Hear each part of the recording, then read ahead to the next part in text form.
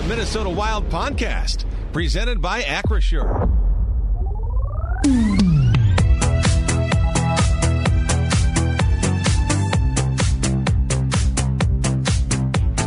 Back here in St. Paul, a snowy evening here in St. Paul right now. I hope we don't get too much snow on the way home. But right now, the big score is that the Avalanche have 2 goals. The Wild have just 1 goal. 8 shots by the Avalanche, 4 by Minnesota. And right now, our guest is Mike Russo. Mike, impressions pick out this music, or what? What is this jingle? Jingle bells. Yeah. So anyway, that first period, give me your impression. I mean, Minnesota without all the guys. We'll get into that. Yeah, I mean, it's funny. I'm thinking before the game, you gotta play McKinnon and Rantanen and Makar without your best 3 defensemen, and if you could shut them down, you're going to beat them easily. And then the Wild serve up a couple plays to Logan O'Connor and Ross Colton, who, by the way, idolized Zach Parise and Ryan Carter as kid. But it just. Like, they defended well that period. They didn't get a lot of offense, but they had a couple really good chances that they just lost pucks on or just missed the net. And, they have the second-best points percentage in the NHL this year when down 2 goals, so it's not over yet. But what's hard when you're without those 3 defensemen is your breakouts. You just don't get out of your zone cleanly enough. And what was tough about the Chisholm mistake there is you have this huge boost on the penalty kill where you only give up 1 shot, and you're thinking, wow, talk about momentum. And then you serve up the pizza. Yeah. So, they're in tough right now. This organization, I was talking to a couple people today, like, you can't even make up what's going on. Like, 2 days ago, they're so smart that they sign a 5th goalie just in case Gustafsson or Fleury gets sick because of what's going on through the team right now with all the flu bugs. And then they get it done. And the guy gets hurt yesterday, and they can't even call up a backup goalie with Fleury sick today. So it's like, it's just you can't make up what's going on right now with this team. But yet they continue to find a way, and they've got, at this point,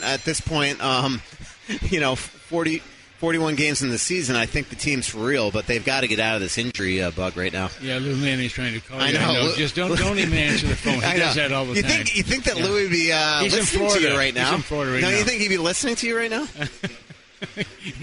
He doesn't do anything else. Yeah. He might as well listen to us. I know that with the first name, you say, Michael, how about that pass? Yeah.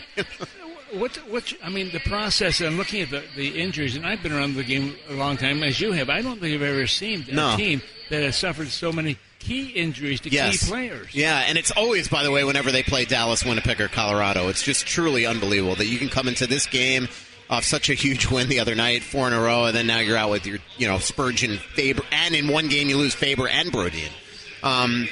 Which is, by the way, with 3 minutes left, why I think that you should start chipping out pucks rather than going for 200-foot empty netters all the time. Well, they don't ice the puck constantly there, and Brodin's not trapped on the ice to block that shot, but I digress.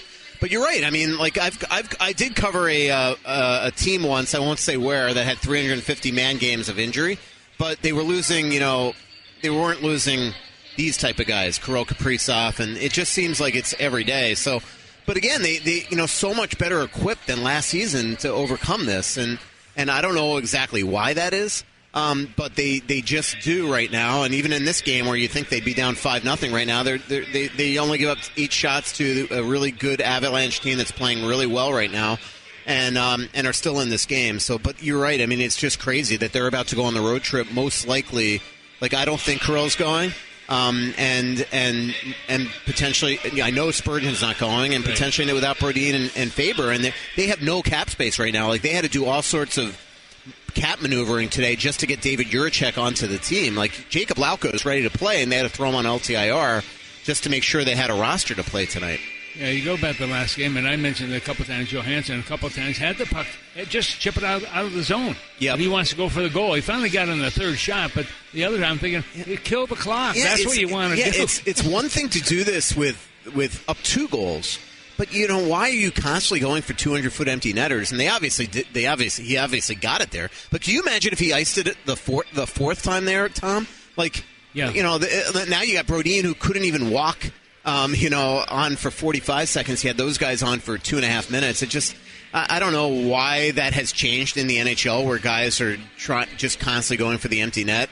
up only a goal. Like that. Yeah, that used to be the quickest way to get in the doghouse of a coach was to ice the puck only up one, and they do it constantly now. And it's not just the Wild; they constantly do it in this league. Yeah, you mentioned the coaching also. I think that's part of the reasons he has no hair. He's just pulling it out all the time by plays like that. But he has done such a good job with this hockey club, he and his staff this year. There's no question about it. And they've endured a lot of crazy injuries to key players and still find a way to come in and make a game of it and win a lot of those Absolutely. games. I mean, obviously they had an incredible training camp where the guys, worked their butts off, and they all said that it was some of their toughest camp that they ever went through. I think Bill Guerin and John Hines did a really good job really impressing upon these guys the importance of a good start. Last year they really, obviously, last year that start really killed them, and it wound up costing Dean his job.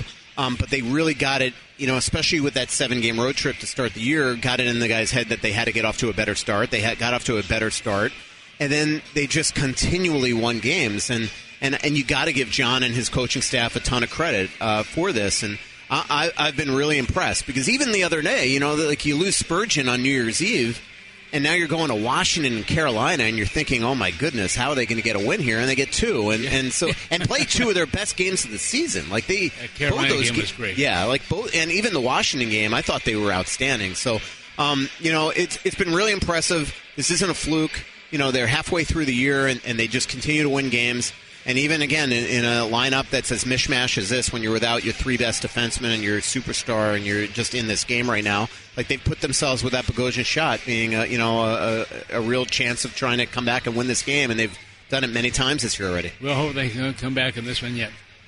Yeah. Lots to go here. Mike, thanks for being here. Absolutely. Hey, can we talk to Fallons about getting this camera out of my face, by the way? Is that possible?